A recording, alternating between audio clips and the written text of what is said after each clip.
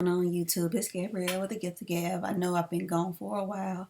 I won't keep you long today, but today, me and my thyroid, um, I was really coming to give like the lab results and stuff, but I didn't grab it.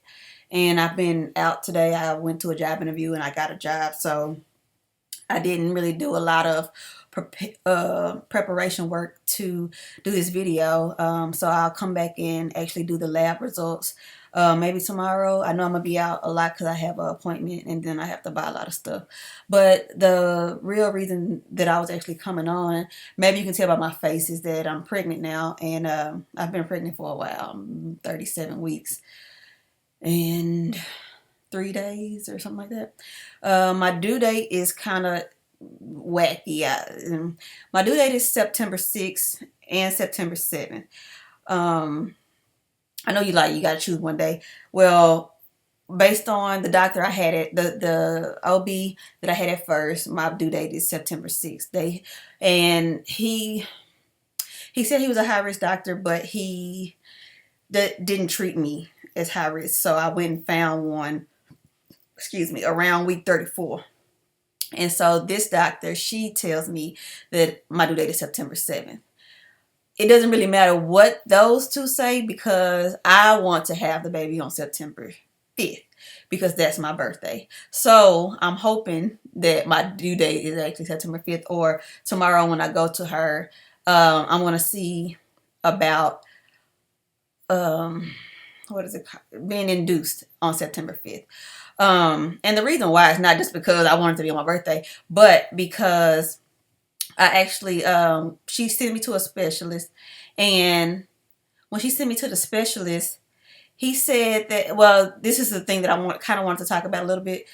The specialist told me, I've had 3 miscarriages, and his specialty was kind of sonograms, and he said that the sonogram showed that there was no gallbladder. Before he came in, well, he was a doctor, and then I guess he had like I don't know what the sonogram techs are called, but he had a sonogram tech come in, and she pretty much was the first one who said that she couldn't find the actual gallbladder, and so she wanted him to double check when he came back, just to find a few things, and he didn't see it either. So what he said was, it's a big possibility that the gallbladder is empty. It was empty at the time, and so that may be the reason. But if it actually is not there, then it could cause genetics something. Oh, I hate when I forget stuff. But it's called it's a possibility that the baby could have a genetic disorder or disease when it comes. And so they want to do testing. The testing is usually done at 20 weeks. But since I wasn't being treated as a high risk patient like I should have been, I just found that at 34 weeks, or no, I found it at 36 weeks. And he wanted me to do some kind of testing where they would stick a needle into my sac or whatever, amniotic sac, and that would be able to test whether the baby would have a genetic disorder or not. And seeing as to how he wanted me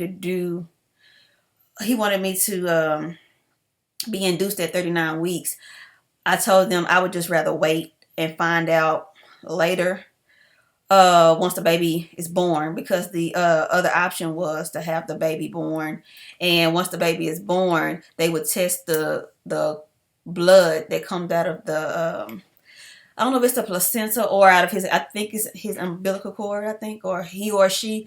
We don't know what we're having. It'll be a surprise, just like the old days. It's kind of funny because due to the due date, well, due to me wanting the due date to be September 5th, if it's a girl, she will have my first name, not my middle name, but she will have my first name. And if it's a boy, then it will be a junior. So my husband and I are both kind of fighting for our names, but we really don't care either way, whether it's a boy or girl. So that's kind of funny. But either way, I just want the baby to have my birthday. But I'm hoping, well, I guess I'm hoping it's a girl, even though I don't want a girl, but I'm hoping it's a girl just because I just feel like that would all be right. And in my life, it's kind of weird. Everything big kind of falls on someone's birthday. Our anniversary from when we first got together is my father's birthday. Our anniversary when we got married is my mother's birthday. It's just I mean, and it's like other different things that just fall, big days just fall on other people's birthdays in our family just by happenstance. So, it's just one of those things where I thank God He'll allow it to happen even if she doesn't agree to dilate me. But other than that, it's for the pregnancy right now. It's a lot going on, and I don't want to make this video too long. It's kind of funny. I had 2 maids of honors and 2 matrons of honors. The matrons of honors were my sister and my sister-in-law. And the maids of honor were 2 girls that I grew up with. One through elementary school up until high school, and the other while I was in high school. She was 2 years younger than me, but we went to church together. So both of them ended up being my maids of honor. I happened to just make one maid of honor at the last minute. I wish she would have been the whole time. It was nothing personal. It was just that since I was having a wedding 3.5 hours away, it wasn't easy to just do all that. And so last minute when I was in Dallas getting ready to get married, I made her the maid of honor like the day of the wedding. So the day of the wedding. So these 2 young ladies are both pregnant right now. And so the first maid of honor, who was already the maid of honor, she's pregnant, and she's due 5 days after me, or 4. So her due date is September 11th. And then the second maid of honor is also pregnant, and she's due September, I want to say 21st, but it could be September 16th or something like that. But pretty much we are a week apart. All 3 of us are a week apart. And I'm in the lead. However, all 3 of us are high risk. And it's kind of funny because though I'm high risk and I've lost the most, they have been having the worst pregnancies ever. Now the first maid of honor, her name is Jasmine. She's having a girl. And the second maid of honor, her name is Alexis. She's having a boy. And it's really cute because since I don't know what I'm having or don't want to know, they are really, Jasmine's really telling me, like, she's pretty sure I'm having a boy because she's having a girl, and she says I'm sitting high, and I really couldn't tell you what that meant. For those of you who like to guess, it's been really fun hearing random people on the street saying, hey, you carrying high, you carrying low. That means you're going to have a girl. Like, both high and low mean girl, and high and low mean boy to certain people. Even at the baby shower we had on 4th of July, one of my husband's cousins was asking, what position did you guys like get in when you got pregnant? And I was just like, what? And she was just like, well, that's going to determine what the baby is. I was just like, you know what, I don't know the position. It was a lot of them. I didn't know how to answer that. That was just a weird question. But anyway, I'm going to stand up so you guys can kind of see. I don't know if you can really see, but I'll pull this part of the shirt up. I feel like at this point now, since I'm getting closer to the due date, that it was a little higher before, but it's pretty much been this, and the stomach just kind of popped up 2 weeks ago. So I'm not sure if that's considered high or low. I feel like I was in the middle. I didn't feel like I was carrying high or low. But people have their opinions, and people who've had babies before are like gung-ho about what they believe it's going to be. So it's fun. It's all good. But I'm really tired all the time now. I had today, since I got this job and went to this job interview, the only problem I've really been having, other than being excited, is trying to figure out how we're going to work daycare or whatever into having this newborn. So I plan on breastfeeding as of right now. My sister is pretty sure that I'm not going to be able to do it because she has 3 kids and she wasn't able to do it. I don't know if that really means anything to me. My sister-in-law, she breastfed her second baby because she didn't produce milk on her first set of twins. So I don't know about that, but anywho, as far as my thyroid, when I went to the specialist, he told me, excuse me, when I went to the specialist, he told me that my brain is gone. I forgot what I was going to say. Okay. Well, okay. When I went to the specialist, he saw some results because he saw my thyroid results because when I went to the new doctor, she got my blood drawn because she realized it had been 4 months, I believe, or something since I had been tested for my thyroid. And just being pregnant and, excuse me, and being high risk with this thyroid disease, it was one of those things where she was kind of just wondering why I wasn't being tested a little bit more just to find out what was going on with the thyroid and just to make sure that it was okay, considering, being pregnant with thyroid disease, you need to make sure that, it could cause miscarriage if you're not having the right results. And so based on what he saw, he didn't feel like the results were correct. And so he felt like they were really low.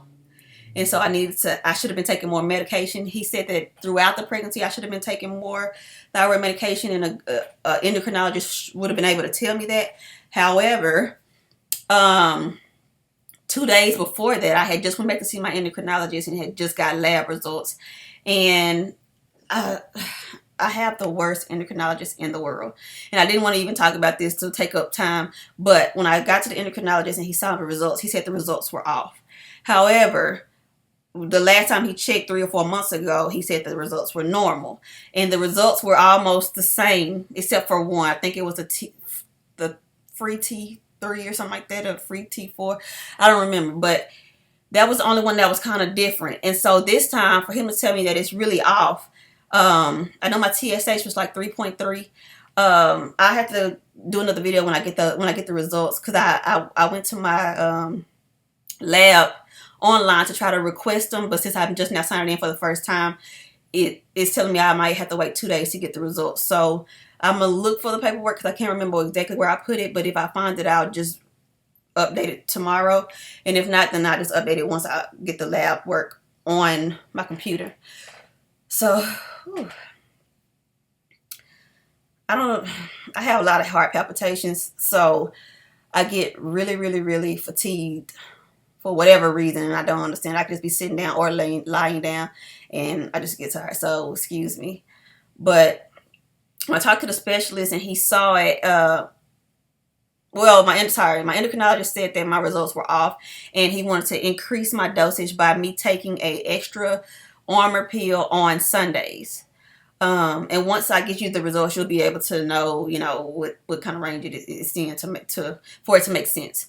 But when I talked to the specialist, he was kind of just breaking down everything as far as anything I had problems with, palpitations, being tired, like pain. I have really bad sciatic nerve pain, and then the thyroid. And he was telling me that with pregnancy, it's a little different when you have thyroid because you need to be in a specific range for your TSH. Your TSH should always be around 2.5. And since mine was at 3.3, that was some kind of, I don't know. But anyway, with that going on, now that I'm aware of it, I'm taking an extra armor pill every 4 days, if that makes sense. So Sunday, and then Monday I'll take one, Tuesday I'll take one, Wednesday I'll take one, and then Thursday I'll take two, and then I'll just start those 3 days back over. And as of right now, I've been doing it for 2 weeks. So I'm going to ask my gynecologist tomorrow to check my thyroid again, just to see if the levels changed at all. That way I can at least know if it's doing anything that the endocrinologist and the specialist was saying, just to do it better. The only other thing I want to mention is there's a test that you can take if you get pregnant while you have hypo or hyperthyroid and your Graves' disease or Hashimotos, thyroiditis. You can have them test to see if the baby will have the thyroid disease. I know with some of the groups I'm in on Facebook, they talk about their children, I mean, very, very young children and babies having thyroid disease at an early age. So they're already taking Synthroid, Levoxyl, levothyroxine, Armor, all this stuff. And so I would encourage anybody to get those tests, especially if you're on Armor. Someone informed me that Armor has something in it because it's a natural thyroid or a pig's thyroid that it can cause your baby to actually contract the thyroid hormone. So, I mean, the thyroid disease. So, just know that. I'm so sorry. I have to go either lay down or get some water or something.